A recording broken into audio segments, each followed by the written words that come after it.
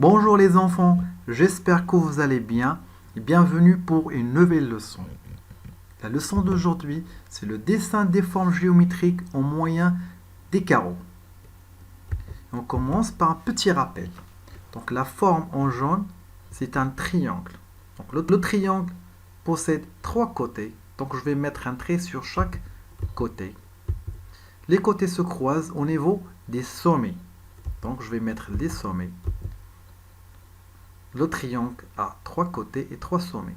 Donc la forme en vert, c'est un rectangle.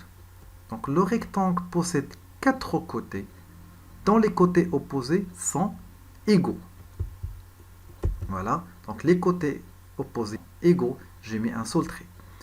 Les autres côtés sont égaux, je mets deux traits.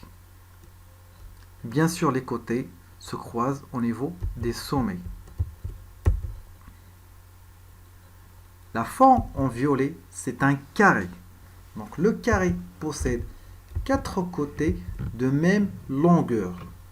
Et bien sûr, les côtés se croisent au niveau des sommets. Très bien. Maintenant, je passe pour voir ces formes géométriques au moyen des carreaux. Et pour cela, on doit avoir une règle, un crayon. Bien sûr, c'est pour former des lignes droites qui vont nous aider à tracer ces formes géométriques. Et on commence avec le carré. On a dit que le carré possède quatre côtés de même longueur. Je commence à tracer un côté. Ce côté possède quatre carreaux. 1, 2, 3, 4.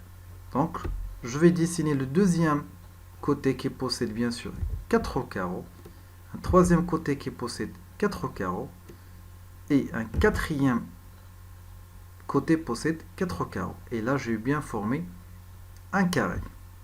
Bien sûr, je dois mettre les sommets. Donc les côtés se croisent au niveau des sommets.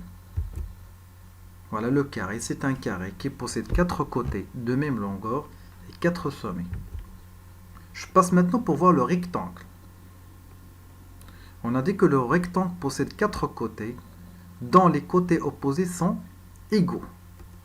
Je commence par tracer le premier côté. Ce côté possède 6 carreaux. Et le deuxième côté possède 4 carreaux.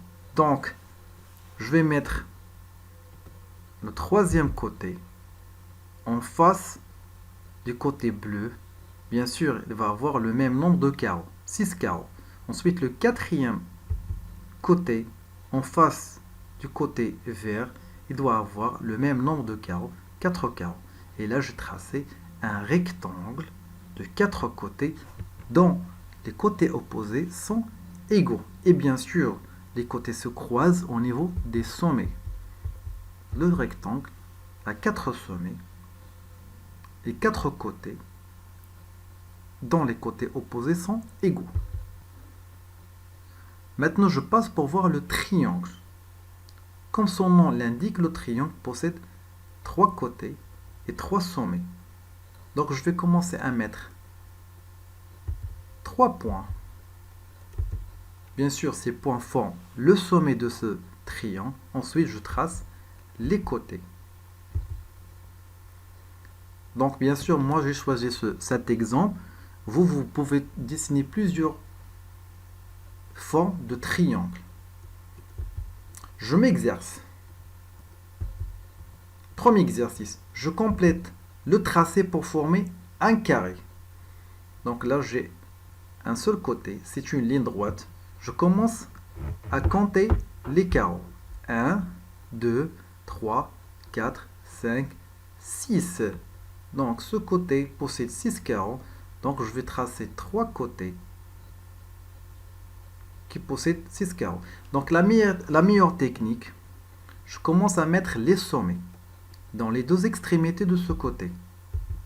Ensuite, je commence à compter 6 carreaux.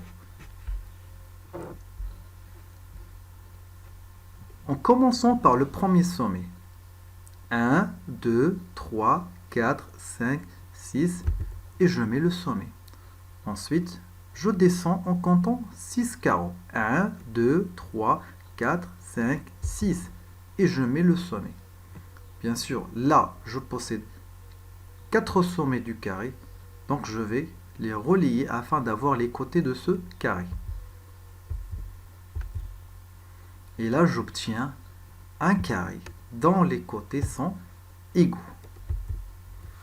Je passe au deuxième exercice. Je complète le tracé pour former un rectangle. Donc, je sais très bien que le rectangle possède 4 côtés dont les côtés opposés sont égaux. Donc, la meilleure technique, je commence à mettre les sommets qui vont nous aider à repérer les côtés. Bien sûr, je commence à tracer le côté qui est en face du côté jaune. Je commence à compter les carreaux. 1, 2, 3, 4, 5, 6, 7, 8. Donc je vais mettre un autre côté en commençant par ce sommet. 1, 2, 3, 4, 5, 6, 7, 8. Je mets le sommet. Ensuite, je le trace. Voilà. Et là, j'obtiens un rectangle dont les côtés opposés sont égaux. Je passe au troisième exercice. Je complète le tracé pour former un triangle. Donc, pour le triangle, c'est très facile. Donc, j'ai un côté. Je vais mettre les sommets dans les deux extrémités de ce côté. Ensuite, je vais choisir un troisième sommet. Je peux le mettre là où je veux. Pour moi, je vais le choisir ici. Ensuite, je vais relier les sommets. Voilà. Et là, j'obtiens un triangle. Donc, j'espère que vous avez bien retenu la leçon et à très bientôt.